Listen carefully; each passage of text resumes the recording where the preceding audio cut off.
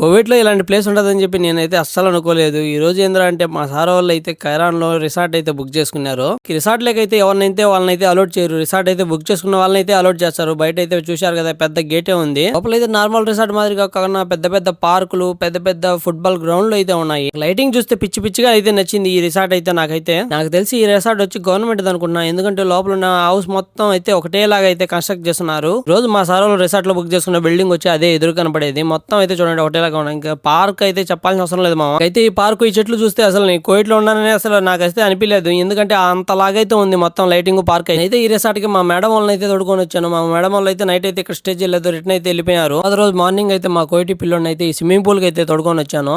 So దీంట్లోనే ఒక చిన్న ట్రైన్ అయితే ఉంది. డబ్బులు అయితే కడితే మొత్తం రిసార్ట్ చుట్టూ అయితే తిప్పుతా ఉంటారు అనమాట. ఈ ట్రైన్ లో అయితే ఎక్కించుకొని చూడండి ట్రైన్ అయితే ఎలా ఉందో.